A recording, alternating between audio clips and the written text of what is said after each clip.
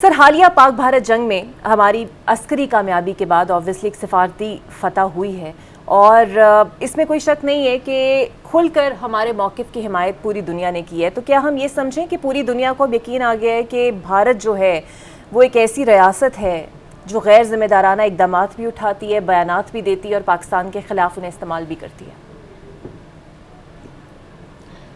बिस्मिल्लाहिर्रहमानिर्रहीम, अस्सलाम वालेकुम।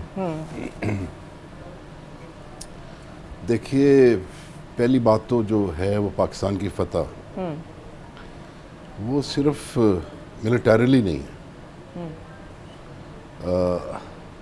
मॉरली बहुत बड़ी फतह है। जो अखलाकियात का लेवल जो हमने मेयार जो कायम रखा, जो हमारी ज़बान व बयान थी, तो वो हर तरह से बहुत ही काबिल कदर थी। बिल्कुल ठीक। हमारा नेशनल बिहेवियर बहुत अच्छा था और नेशनल यूनिटी, नेशनल यूनिसॉन्ग बहुत अच्छा था। तो मोरालिटी में मेरा मतलब हम बहुत बुलंद पाया थे बहैसियत कौम, फिर बहैसियत मिलिट्री, फिर बहैसियत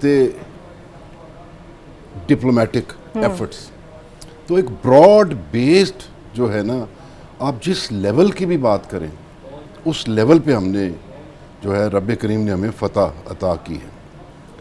अब ऑब्वियसली जो इंडिया की एक मिथ बनी हुई थी, जो मिस्टर मोदी का जो इमेज था और वो जो शाइनिंग इंडिया था, तो वो जिस तरीके से एक छोटी सी चीज़ को लेके उन्होंने, जिस पे हम आपस में मिलजुल के भी काम कर सकते थे, उन्होंने ऐसा काम किया जिससे इंडिया की नेशनल सिक्योरिटी और उनकी नेशनल प्रेस्टीज जो है वो दांव पे लग गई।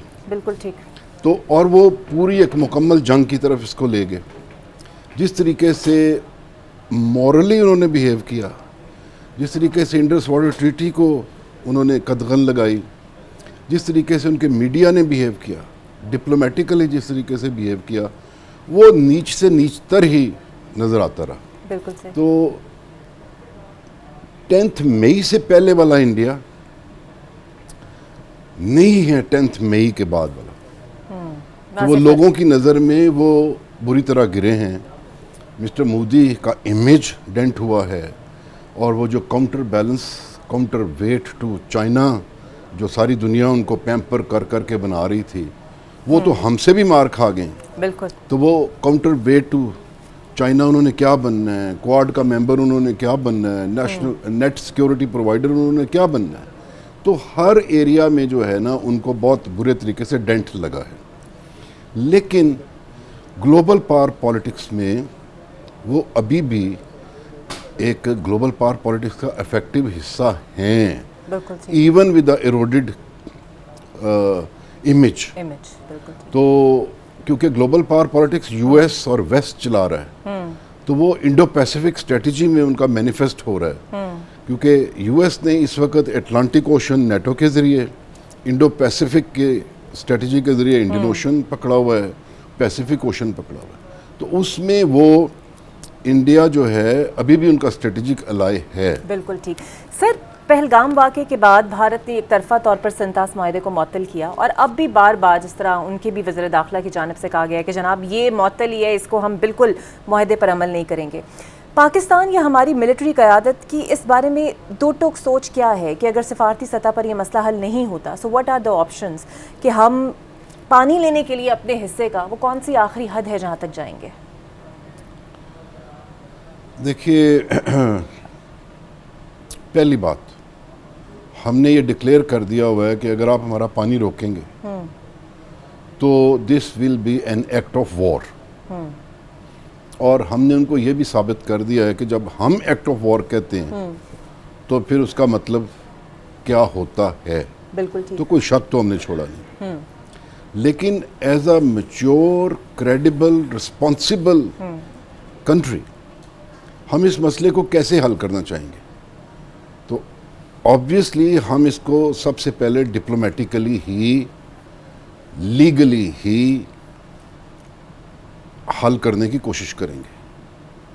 और फिर अगर इस इशू ने हमारा सर्वाइवल का इशू बना दिया, बिल्कुल, क्योंकि पहले तो सिर्फ कश्मीर था, अब उन्होंने डिस्प्यूट मल्टीप्लाई कर दिया है साथ इंडस वाटर ट्रीटी में ला के, तो अगर हमारे सर्वाइवल का मसला भी बन गया और हमने समझा कि इसके बाद हमारा मुश्किल है, तो ऑब्वियसली फिर ये बात कहाँ जाएगी? तो ये बात फिर उसी तरफ चली जाएगी जो हमने इनको आज भी क्लियर कर दिया हुआ है। बिल्कुल ठीक। लेकिन आई एम श्योर कि इसमें लीगली भी और जो गारंटर हैं वर्ल्ड बैंक और जो पूरी दुनिया जो है वो हमारा ही साथ देगी, बिकॉज इस दुनिया में बहुत ज़्यादा ममालिक हैं जो लो रिपेरियन हैं।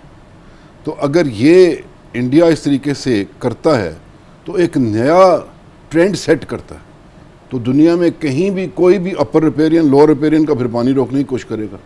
सो the world will not accept this. अच्छा सर, पाक भारत जंग के बाद ट्रंप और फील्ड मार्शल साहब की मुलाकात होती है, उनकी तारीफ़ें होती हैं, पाकिस्तान की दिफाई सलाहियत के मोतरफ़ वो होते हैं, पाकिस्तानियों की सलाहियतों के मोतरफ़ वो होते हैं। ये किस जानिब इशारा है? क्या हम ये समझें कि पाकिस्तान तारीख़ में पहली दफ़ा अमरीका के साथ बराबरी की सतह पर स्ट्रैटेजिक ताल्लुकात, तजारती ताल्लुकात कायम करने जा रहा है? बिकॉज कभी बराबरी की सतह पर तो नहीं रहेंगे। देखिए, सबसे पहली बात तो यह है कि काफ़ी ज़्यादा स्पेकुलेशंस भी हमारे लोग कर रहे हैं और बहुत सारी चीज़ों के साथ जोड़ भी रहे हैं, ख़दशात का इजहार भी कर रहे हैं, अमेरिकन्स की डिमांड का भी सोच आती है कि शायद वो पाकिस्तान से ऐसा काम लेना चाहते हैं जो उन्होंने सिर्फ फील्ड मार्शल को ही बताया है। तो ये अभी तक थोड़ा सा स्पेकुलेटिव एरिया सा बन गया हुआ है, लेकिन आई एम श्योर क्योंकि इतना एक तरह का इजराइल ईरान की जंग हो गई, ये कई दफ़ा इवेंट्स आपको ओवरटेक कर लेते हैं। बिल्कुल ठीक।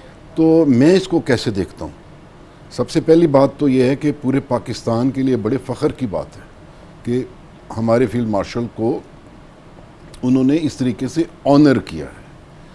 और फिर हमारी मिलिट्री टू मिलिट्री जो रिलेशनशिप है उसमें भी काफ़ी गैप आया हुआ था, क्योंकि जो अफ़गानिस्तान में जिस तरीके से जैसे भी है और उनकी तरफ से रिस्ट्रिक्शंस लगाना, हमारे कोर्सेज़ वगैरह ख़त्म करना, इंटरेक्शन ख़त्म करना, तो वो भी उन्होंने गैप एक ब्रिज किया है इसमें। बाकी मुझे ये है कि मेरा पूरा एतकाद है कि फील्ड मार्शल जो है वो नेशनल इंटरेस्ट और इस पाक अवाम की ख्वाहिशों के ताबे हैं। वो कोई भी ऐसी बात नहीं कर सकते जो लोग ना चाहें, जो पाकिस्तान ना चाहे, जो पाकिस्तान का इंटरेस्ट ना चाहे। अब आ जाता है कि क्या यूएस वाकई ही बराबरी पे हमारे साथ डील करना चाहता है या ट्रेड करना चाहता है उस तरीके से। फ़िलहाल उन्होंने हमारे फील्ड मार्शल को ऑनर किया है, अब देखते हैं कि आगे कैसे चीज़ें चलती हैं। बिकॉज ट्रंप ने भी ट्रेड का कहा है, तो वाई नॉट, बिकॉज हम किसी से कम तो नहीं है ना, तो हम भी बराबरी पे चलेंगे, तो बराबरी पे हम भी चलने के अहल हैं।